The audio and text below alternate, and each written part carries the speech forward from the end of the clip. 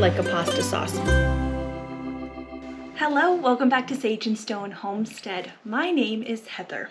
So this is my second contribution into the Fermented February collaboration of 2024.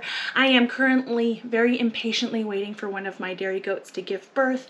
So it is nighttime here. It's a little bit dark in my kitchen, but that's okay. I have time to kill and I would like to ferment some ketchup. So I actually just learned, I'm in this book right now, that ketchup was originally fermented. It says in here, it may surprise you to learn that the word ketchup comes from the Hokkien Chinese word kietsap, I'm going to mispronounce that, which means fermented fish sauce. The first recipe with tomatoes appeared in 1812. A whopping 97% of households report having a bottle of ketchup in their refrigerator.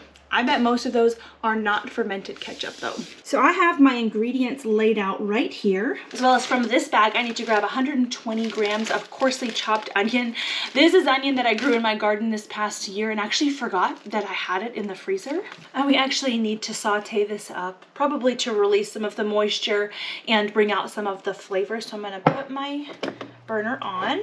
It calls for mild oil, like a grapeseed oil. All I have is olive oil as far as that is concerned. I have a whole ton of lard, but I imagine that's not the flavor we're looking for. Alright, it says cook until the onion is translucent, which we're basically there. It is actually starting to brown a little bit, which isn't probably a bad thing. And then we're supposed to add 30 grams of coarsely chopped garlic.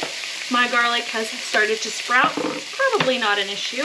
The reason we don't want to add the garlic in the beginning, like with the onions, is because garlic can get bitter if it's overcooked. So we're just going to cook it for about a minute with those onions. All cooked up and ready to add to the food processor.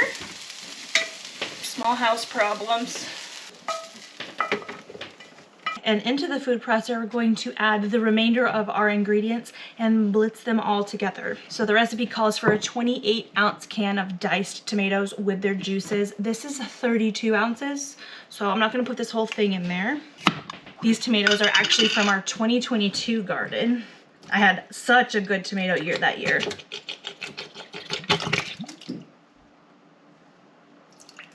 Okay, I am going to leave the tomato seeds in there. 2 teaspoons Chinese 5-spice powder. If you don't happen to have Chinese 5-spice powder, the 5 spices are star anise, cloves, cinnamon, fennel, and black pepper. It smells very warm. I like it. 2 teaspoons mustard powder. 1 teaspoon black pepper. 1 teaspoon ground ginger. The recipe says about 1/2 to up to 1 teaspoon of chili powder. I'm gonna just put in the whole teaspoon. 15 grams sea salt, which is about 1.5 teaspoons, if I remember correctly. I remembered incorrectly. It's about 3 teaspoons, so I need to add a little more. There we go. This recipe also does call for tomato paste. I don't have tomato paste specifically, but I know that the tomato paste in this recipe is likely to help thicken things up. So I do have this tomato powder that I made out of our freeze-dried tomatoes, and this is going to work very well in the place of the tomato paste. What I would like to do is blitz this up first to see exactly how much of this I may want to add. I wanted to get that all incorporated before we add in a little bit of culture. So I did use foods that were canned, frozen, and dried, and really the best vegetables to ferment haven't already been processed in some way. When you use an ingredient that is either frozen or canned or something like that, it's a good idea to add in a culture if you have one. And I actually forgot that I had fermented some of this cauliflower last year, and so all of the goodness that is in here is going to help culture this batch of ketchup. I forgot how good these were. I'm glad I have them. So I'm going to need 50 grams of this starter, and then we'll be able to decide how much tomato powder to add. The reason that I wanted to wait until I had incorporated all of the ingredients before adding this is we did have those cooked onions and garlic, and I wanted everything to cool down so that it wouldn't kill our good bugs here. Oh, perfect. Just made a royal mess of the inside of this food processor.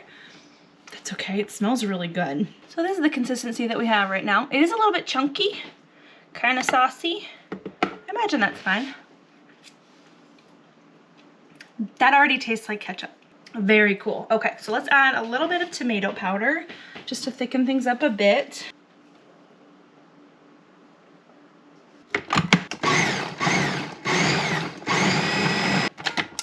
Truly, this is very good as is. We could use it right now and everybody would love it. But fermenting it is going to just add this complexity of the flavor. I know it. Plus, it's essentially going to create a probiotic condiment. Don't break. Thank you. Now we've got to add everything into this quart-sized jar. Everything fits in there quite nicely. So the recipe does ask us, before we put the fermentation lid on, it wants me to put either some cheesecloth or some parchment paper right on top of the ketchup. So I have this unbleached parchment here. We're gonna try to cut out a nice round shape. I'm gonna use this canning lid as my guide.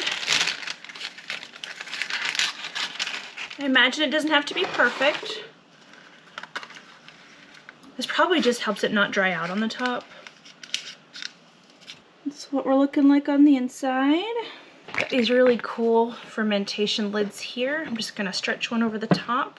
And this one doesn't have to ferment for very long. We're just gonna leave it at room temperature for around 3 days and give it a taste. Nope. Oh my gosh. So this has been fermenting for at least 3 days, maybe even 4. And I have smelled it, but I have not tasted it. So here's our parchment paper. Just gonna peel that off. And I mean, it looks like ketchup. It smells like ketchup, but like a little zing. It smells good. I know. It has almost like a...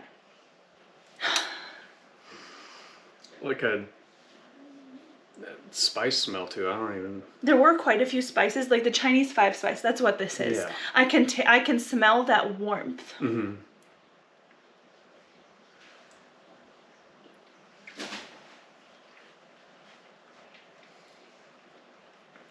That's good. That's very good. That's really good. And you know what? Oh, it's got a little bit of almost a spice aftertaste. Do you taste that? Mm-hmm. I didn't expect like warm, that. but not hot. Yeah. Almost like it has black pepper in it, which I can't remember if it does. Yes, it does. That's my memory for you. So as you guys saw in the recipe, there is no added sweetener into this. Personally, I don't feel like it needs it. But the book does say if you want to add sweetener, do it as you eat it. If you add sweetener like right now and then pack it away, it's just gonna continue to ferment and it may alter the flavor a little bit. You may like that, but you also may not. It also does suggest to store it in smaller little vessels. They say the more you open your vessel, the quicker that it goes bad. So I have these little jars that I'm gonna be transferring it to. It'll be really good on a hamburger. Yeah, and it's nice and thick. This is a good one. Tomatoes and some spices. Do you wanna come try it? Yeah.